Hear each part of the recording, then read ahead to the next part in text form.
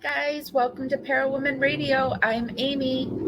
The tragic paternity drama surrounding Shanann Watts' children has unraveled in a heart-wrenching saga of betrayal and deceit.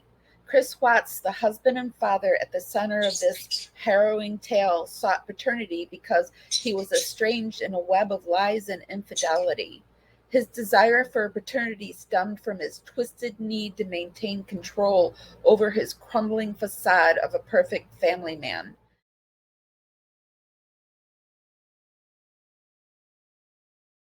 As the truth came to light, it revealed a man consumed by his own selfish desires, willing to destroy everything in his path to preserve his relationship with his mistress. The heartbreaking consequences of Chris's actions have left an entire world of people reeling with shock and disbelief as the true extent of his deception came to light. In this devastating narrative, the pursuit of paternity is not driven by love or responsibility, but rather by smoke and mirrors of manipulation and greed, leaving behind shattered lives in its wake. And while I sit here and ridiculously prove that Chris is the father of Bella, Celeste, and Nico, I must point out that Chris Watts deserves nothing but condemnation and scorn for his heinous crimes. Not a shred of paternal recognition does he deserve.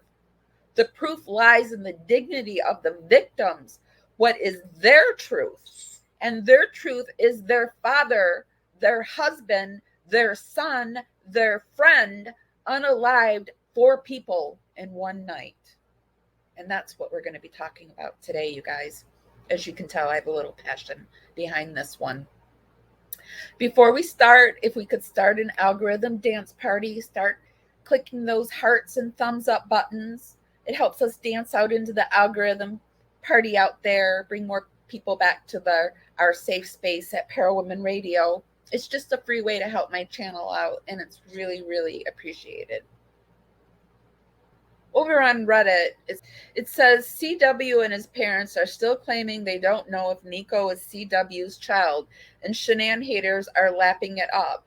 This after Ronnie claimed that DA told him Nico was Chris's baby, but not which Chris, insinuating Chris Miller is the father.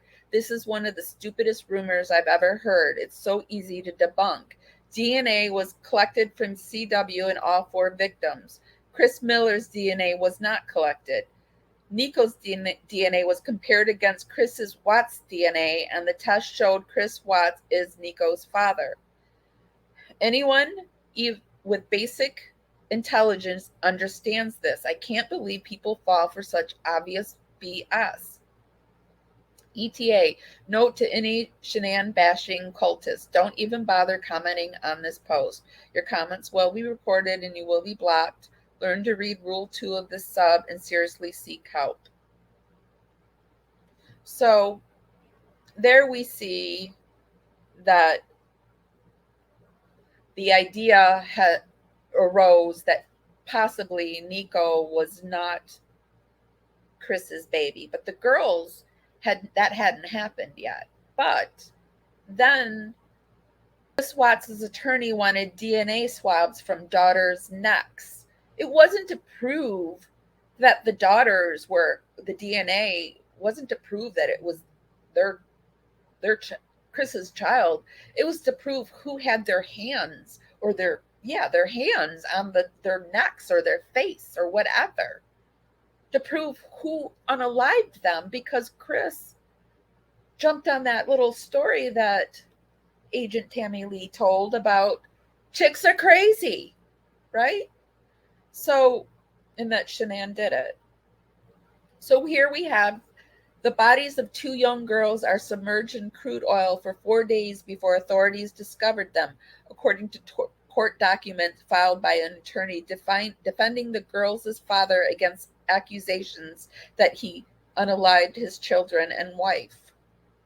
The motion filed Friday by Christopher Watts' attorney, James Merson, also asked that DNA swabs be taken from the girls' necks. The request quotes an expert who believes the oil would not contaminate DNA and said samples can be obtained after putting your hands on somebody's neck.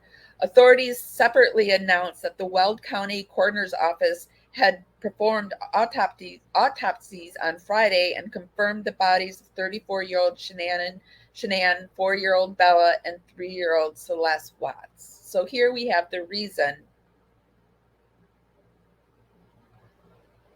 that they requested the DNA on the girls.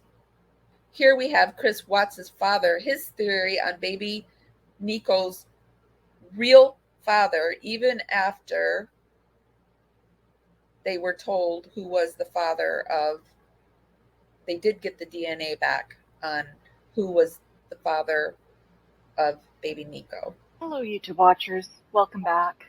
Today I'll be looking at 3 interviews that Ronnie Watts gave, the latest of which was less than a year ago. The other 2 were at the police station in Colorado the day Chris confessed. One was before the confession, the other was after. The first clip I'm going to show you is from Ronnie's 2020 interview where he reveals which confession he believes. Later on, we'll hear his thoughts on the other confession.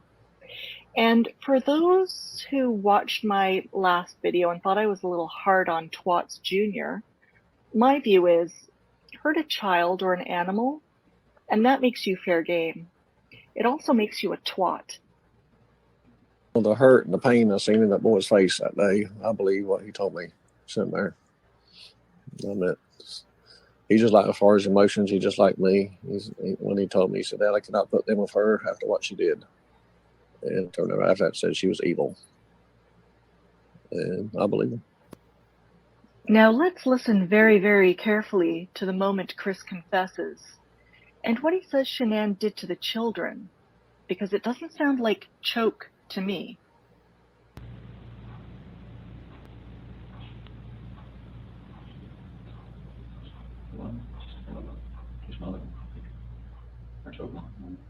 Initially, Chris says she smothered them.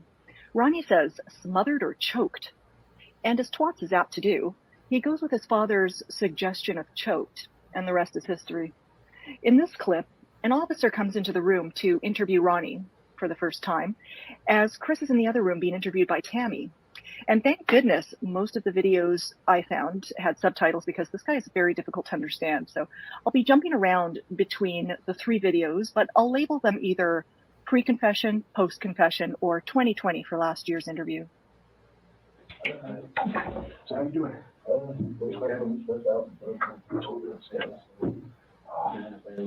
What happened or what's going on? Yeah. Let's see. Grant the man. Yeah. She's a very controlled woman. That's all there.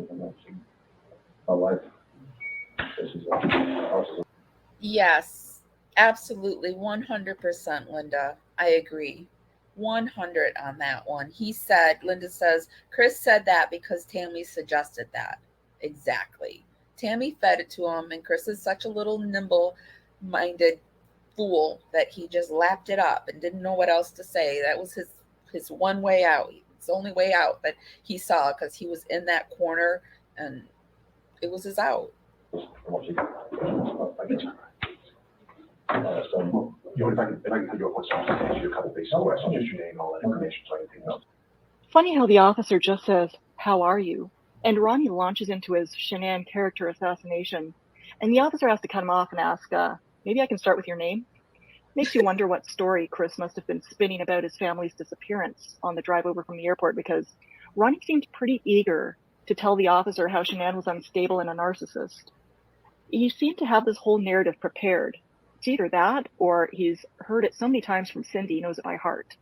But then he offers another story, one that we've heard many times before. I find it heartbreaking that they continue this narrative, that even after everything that we know, they continue the narrative. Before in America.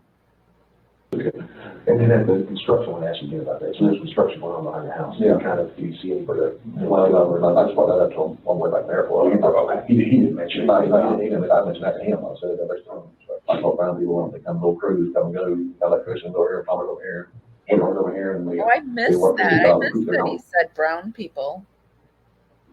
So we know that there's probably a crisis too. I hope I not. don't think about it, there was a scenario about that. So I just throw that out there and said, for the kids, I've been in the backyard, and there's plenty of people around there, and a lot of them those stuff too. Yeah. You should look into them brown people hanging around the house. Maybe they went poof and took Shanann and the girls with them. Just throwing it out there. A Hail Mary, if you will. A definite go-to when you want to cast suspicion elsewhere. Or whatever. I discovered that Ronnie randomly inserts the word whatever into his speech in much the same way his son Twats uses the word like. Okay, when he got back here, they did the sonogram for the baby. And they were not talking to her from the time that I believe before we got the ball out of hand.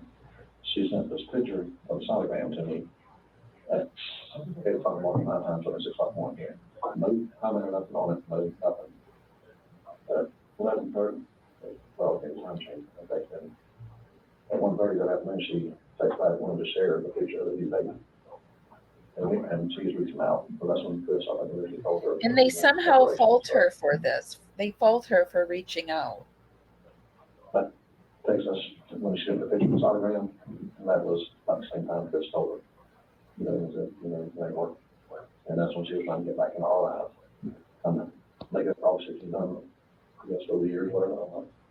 I guess that was a reach out to us more as well, trying to make everything all hunky dory now again. Maybe she's thinking maybe Chris would change his mind or something or whatever, and she's talking about it or whatever. I don't know what her point of time it was. That's when, I'm pretty sure that's where that text came from when he told her they wanted a separation. Yeah, how dare Shanann reach out and send them a sonogram of their grandchild? What an evil witch. How dare she? All right, moving on. So we know that the parents are running with this, but moving to the next one, we see that Dr. Phil reveals paternity of Nico Lee Watts in emotional show with Shanann's parents and brother at TCRS revisits original theories. Dr. Phil confirms paternity of Nico Lee Watts. The Daily Mail has released a preview clip of Monday's Dr. Phil Part 2 in the show dealing with the Watts family murders. Part of the factual findings of the show. Hold on a second. Junebug, knock that off. He's giving me love bites, but they hurt. Chris Watts was the father of part of the factual findings of the show, now not the show's strength, it has to be said, is a medical report proving Chris Watts was the father of the unborn child. Not that this was even in dispute, but in a case as fluid as this one, where reality seems to shift almost on a whim, it's good to get certainty. Brick by brick, we're building a solid scenario for this case. So I won't dare show Dr. Phil because he will claim this in a heartbeat. But I do remember it being shown on Dr. Phil, and I will put the link to the Dr. Phil down in the description.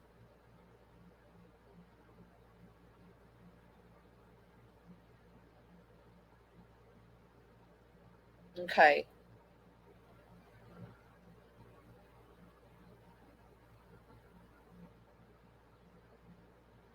And here we have, I wanted just to show that hiding daughters in the oil won't destroy DNA in Chris Watts' murder case, but DNA won't be a smoking gun either. This was another thing I wanted to show and prove that the DNA they wanted was off of their neck to prove the unaliving of them, how it happened. And Dr. Phil Danielson, a professor at the University of Denver's Department of Biological Science, says that while it may hold a pop culture fueled importance in the minds of outside observers, the reality is much hazier in a homicide case like that of Shanann Watts and children Bella and Celeste, her kids, with Chris' husband, Chris. Within hours of Chris's arrest, late on August 15th, authorities announced that Shanann had been found in a shallow grave in an oil work site owned by Chris's former employer, who fired him. Bella 4 and Celeste 3 were found that afternoon of August 16th, where they had been concealed for 4 days in nearby tanks submerged in oil, according to court findings.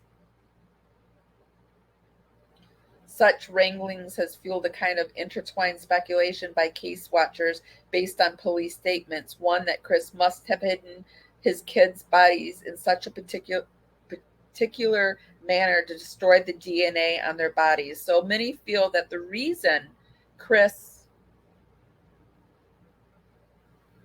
requested or put the bodies of the girls in oil tanks was to destroy the DNA. But I mean, I don't know if I believe that, because of the fact that Shanann's body would have had it too. And he wasn't thinking ahead that he was going to say that he unalived Shanann, but Shanann did it to the daughters. So I don't know if I go with that theory either. But moving on, here we have defense DNA request denied in unaliving deaths of Shanann Watts' kids. Colorado a Colorado judge denied a request by a defense attorney for a man accused of unaliving his pregnant wife and his 2 daughters to require a coroner to collect DNA from the necks of the young girls. So, in fact, the judge denied this because he said, I'm not going to tell the coroner how to do his job. So that never actually happened. People are saying that DNA came back from the girls, but I don't think it did in that way around their necks. But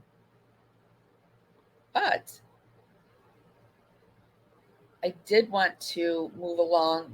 So with that proven, let's go over to this Reddit thread and look at the baby registries that Shanann had.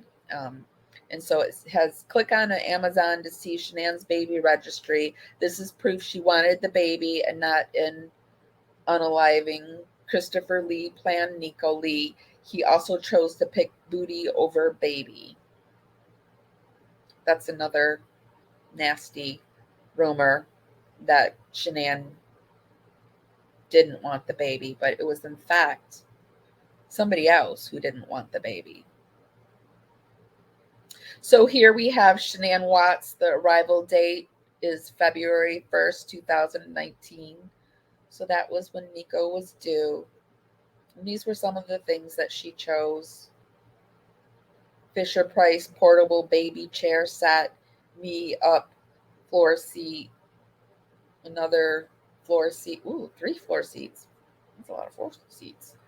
A boppy newborn lounger, a baby Einstein Neptune's Ocean Discovery, some baby bathing stuff, a Lily Miles baby diaper caddy organizer,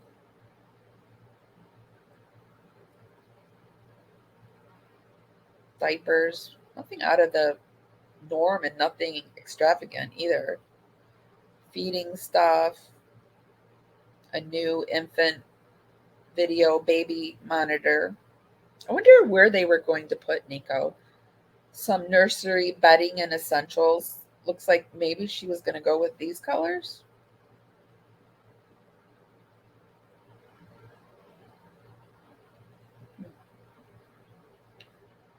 Some nursery furniture, a mattress, some nursing stuff. So she was going to nurse. Some other stuff. Just miscellaneous stuff. Some nursing bras, gift certificates, stuff like that. So nothing too like out there that she was asking for. Here we have on Fox 31, it says, I don't want to have this baby. Newly released text reveal Shanann Watts' anxiety over growing family. And it was, in fact, Chris Watts that didn't want the baby. Weld County, Colorado, a new batch of documents have been released in the case of Frederick Mann, sentenced to prison for the murder of his pregnant wife and children. Christopher Watts confessed to unaliving his wife. Shanann and pleaded guilty to the death of his two daughters, Celeste and Bella. At the time of their expiring, Shanann was pregnant with the couple's third child, a boy named Nico. The young girls' bodies were found submerged in oil tanks on property owned by the company for which Watts worked. His wife's body was found in a shallow grave nearby. Newly released text messages between Shanann and her friend further reveal a crumbling marriage and hesitation to bring a new baby into the family. Texts sent by Shanann include the phrases, "I don't want to have this baby. I can't do this alone with 3 kids. I'm not happy and I can't do this." He hasn't responded, Shanann says. "That's hard," the friend says. "I don't want to have this baby." "What? I can't do this alone with 3 kids. I'm not happy. This baby was made with love, and what's happening, it's temporary. You guys love each other. You guys will be able to overcome this." I asked again because he ignored me, and he said, "No, I can't do this." "You can. You are so strong. If you care, he cares." I just said, "I'm out back." Good. If he did, I should have to text him. My parents told him. He's still inside. Oh, Chris doesn't want this baby. Said he's scared to death and he's happy with just Bella and Celeste. He thought he wanted another baby, so he worked with her to have this baby. How I got this out of him. I said, "Do you want me to abort?" "Oh, Mama, that's hardcore, but doesn't make up for the way he has been acting." A follow-up interview with Nicole Kessinger, the woman Watts was dating at the time of his family's unaliving, includes Kessinger's claim to police that she found out about Shanann's pregnancy through media report, but said though through media reports, but she said, why couldn't I get the she before the said? But she said he reiterated that the baby was not his. I was pretty taken aback by that. I just felt kind of like disappointed with him and how, like, okay, yeah.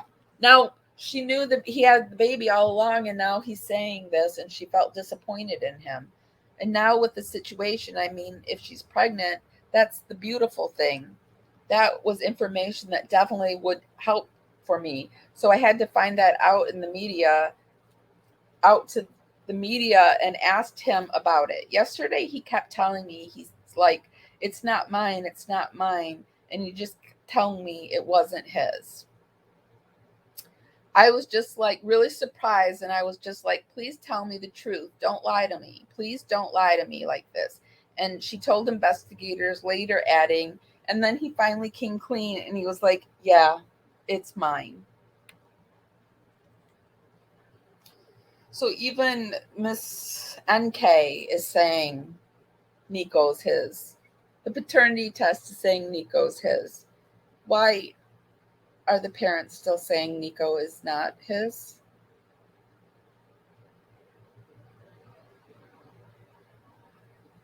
I will never understand it.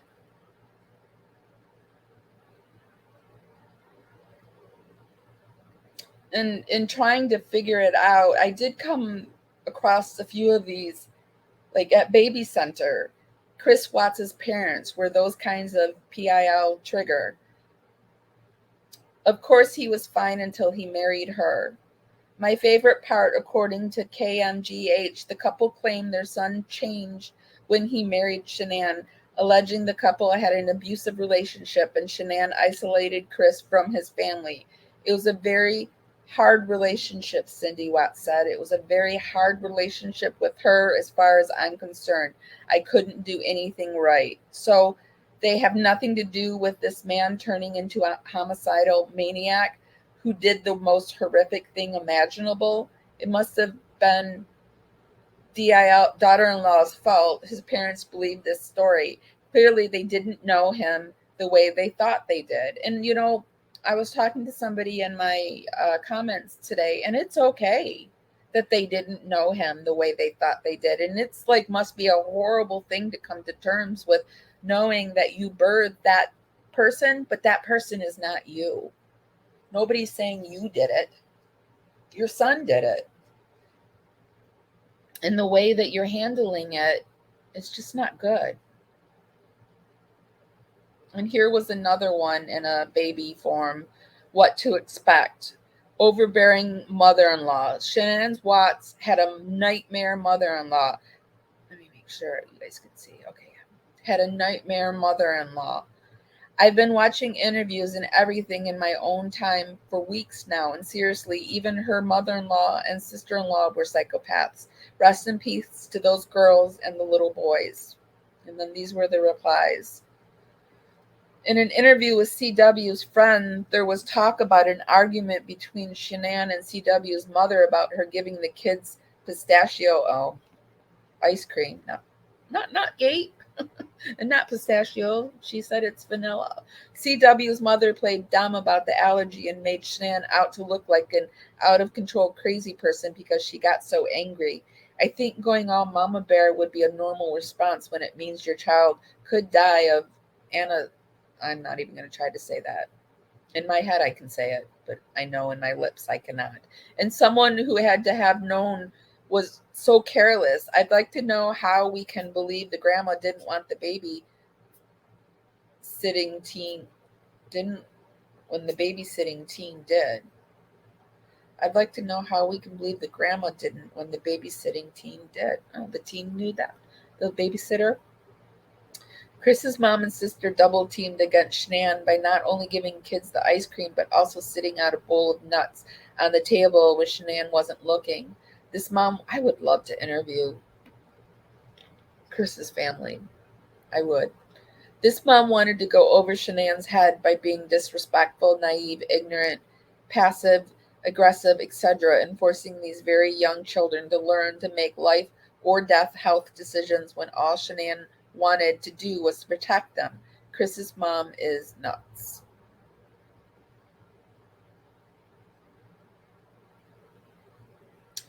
And then to wrap this all up, I have this. Did they find DNA on their bodies? Hi guys, I'm from Germany and have been extensively involved with the case for quite some time. What I don't understand is, did the police find DNA or fingerprints on Shanann and the kids from him? I only find statements about this, that DNA, fingerprints, and footprints were taken from him. Can any of you help me? That would be appreciated. And this person says, my understanding is that they did take swabs and attempted to get tests, but I don't know of the full results. I'll write up what I do know, and if anyone else remembers more, I'm sure they'll add it. Also, I'm sorry if this doesn't make sense. I just woke up. We know that they took evidence from the girls in Shanann's hands. In the discovery and in the autopsy of Shanann, it notes her hands are bagged in paper bags. They swabbed Shanann's neck, and I believe the girls too. But I do believe they did swab the necks, but the judge didn't order them to do it. It was just a good autopsy person that did it. And I believe the girls too. But I do remember reading that not all of it was tested and some tests weren't able to be completed. For example, they were unable to determine if Chris and Shanann had intercourse that morning, as Chris claims, because her vaginal cavity was too decayed to get a good test from it after the coffin birth. They may have had similar problems with getting fingerprints off of Bella and Celeste because their bodies were badly decomposed due to the oil. They were also highly combustible. It's noted about the recovery of their bodies and that there was so swollen and distended they looked bigger in size than they actually were due to skin slippage. They had a difficult time with retrieval because their skin was literally falling off of them. They were able to determine that both girls were unalive when they went into the tanks, despite the fact that there was oil in their lungs. The amount of oil was not consistent with breathing it in, but rather with seepage from sitting in the oil for so long. It was also found at least Bella did not have blanket fibers in her lungs. You can view Shanann's autopsy to see the evidence they took from her body in this article, and it has the kids' autopsies too. Actually didn't click on this.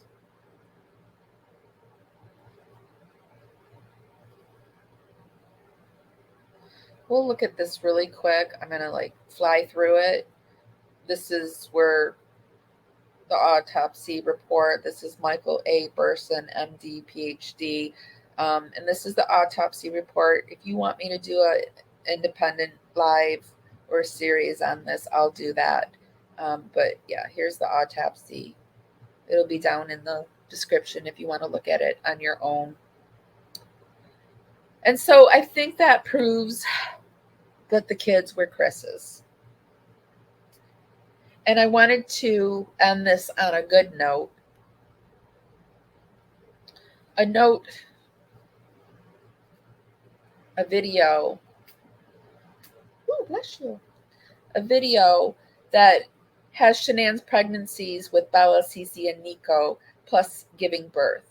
So we'll watch a little bit of this. We'll see Shanann's beauty throughout her pregnancies, and we'll celebrate the victims in this tragedy because they're really all that matters.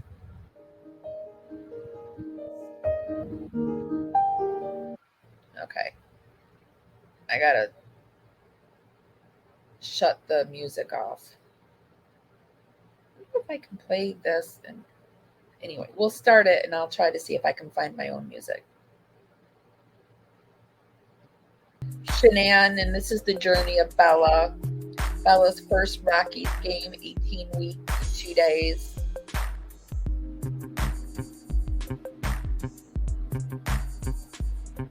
Let me speed it up.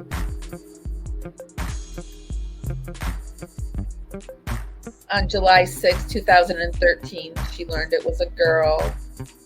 Still the journey of Bella Marie. This is still online too, I think. Here's a little thing that they did. They went to the movies on 8/4/13, Grown-Ups 2 and more shopping for next summer for you, Bella. Your dad and I went to watch a matinee, Grown-Ups 2. It was hilarious. Was Grown-Ups 2 hilarious? I think it was. We are still laughing. We went to the AMC at the Orchard. She was a beautiful pregnant woman, wasn't she?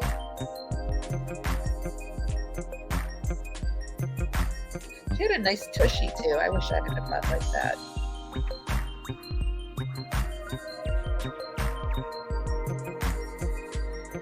"20-week ultrasound appointment at Kaiser, the journey of Bella Marie.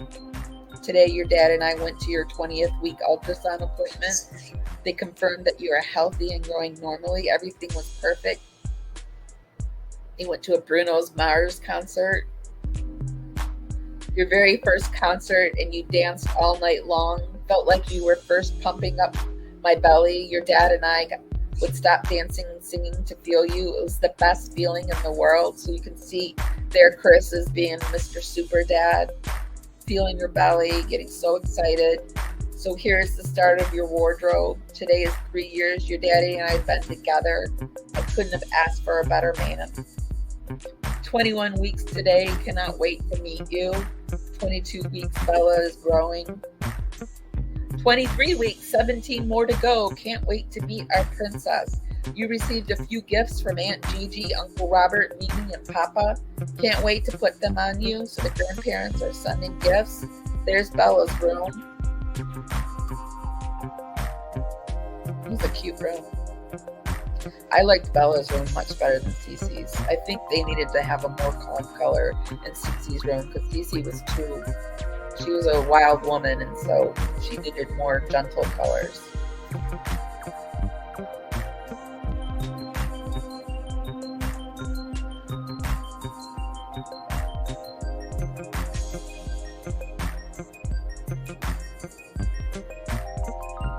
So they're doing dinner dates for Daddy and I.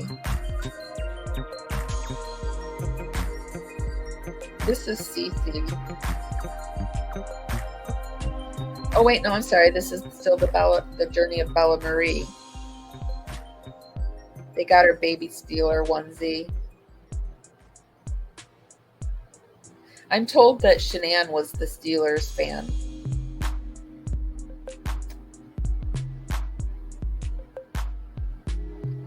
pop it forward. And here we have when she was pregnant with Cece.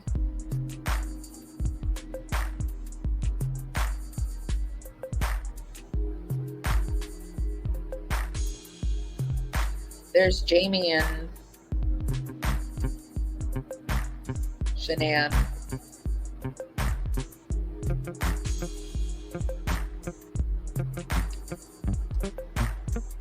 Shanann gave birth to Bella on December. Oh, I'm sorry, that was Bella still.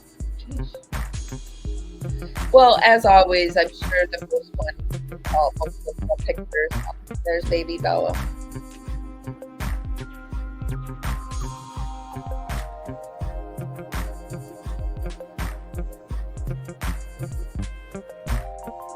I heard once that babies are born looking like their fathers so that fathers will claim them. It's like a animalistic thing.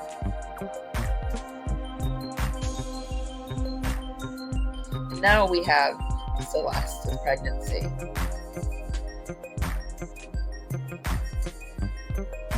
Cece was born on July 17th. There was hardly any of pregnancy photos there, huh? And then we have this infamous picture, this infamous one of Cindy visiting and bringing the baby over to Shanann.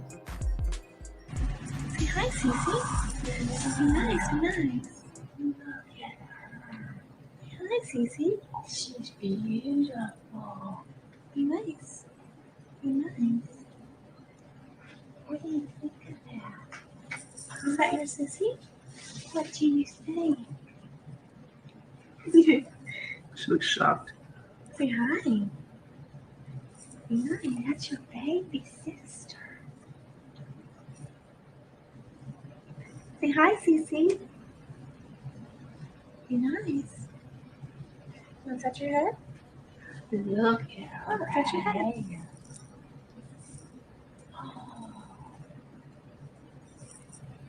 Nose. Nice. Say hi, Cece. I love when she says nice. Say Cece. Nice. Be careful. Is that her leg? Is that her feet? Is that her knee? Knee. Careful. Careful. Here are a few more pictures of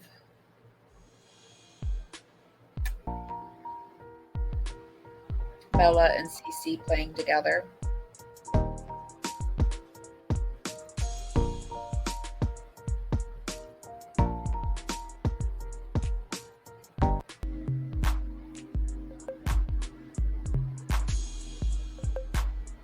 In Shanann's third pregnancy with Nico Lee, he was due on February 1st. This was the reaction of both girls finding out we were pregnant. Hold on, let me get that going for you guys.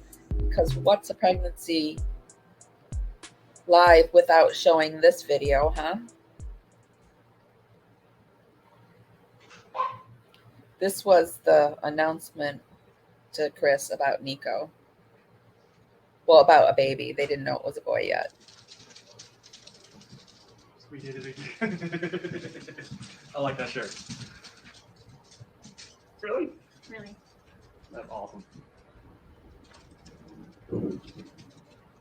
So pink means... That's just a test. I know. It just says the pink is going to be girls. I don't know. Just a test. That's awesome. Guess when you want to, it happens. What, girls?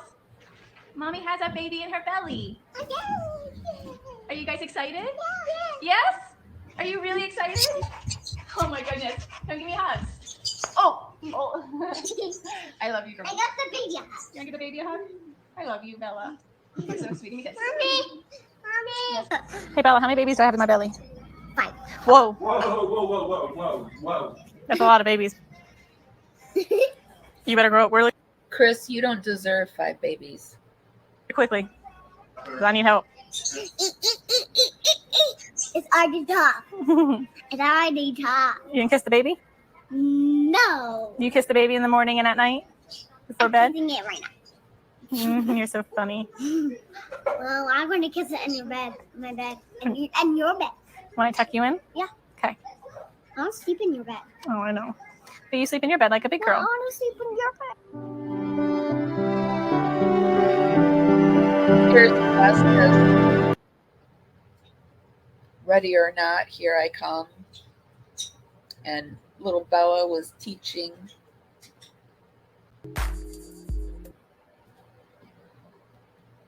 Little Bella was teaching Celeste how to There's be one? a big sister. Or 2 babies in there. I'm really hoping there's just one. And this was All right, the let's take a final poll. one where Chris was supposed to meet with for the ultrasound, but he said he was stuck out in the fields, but we know he was with MK. Is there 1 or 2 babies in my belly? Chris and I are hoping for 1. But my belly feels like there's 2. I might have a little mini heart attack. I would love to if it was the first go round, but this is the 3rd go round. Yeah, Bella better be inaccurate because if there's 5 babies in this belly, you're moving in, Dad. Totally moving in. You guys better keep tripping with this 2 babies in here because it ain't happening. All right, you guys. So we go for our first ultrasound at 3-ish, 3:15. And I'm kind of nervous because every time you go, you're like, is there 1? Is there 2? Is there 3? Bella says there's 5. And I seriously will have a heart attack. I know. Boy. Chris wants a boy. I hope it's a boy for him. It'll make him happy. One little peanut in there, and the peanut was Mr. Nico Lee Watts. Okay, guys, that's all I have for this live. If you like my content, please consider becoming a member of the Parawoman Radio family. I have a few videos that I haven't released to anybody except the members. I release my videos early, and I also like to give people appreciation and thanks, and so we let them know that Miss Murda and Sherry, they support us, and I would love to have you become a member as well. That's all I have for today. I'm gonna go. Please give this live a thumbs up. From my heart to your heart, I love you guys tremendously. You mean a lot to me.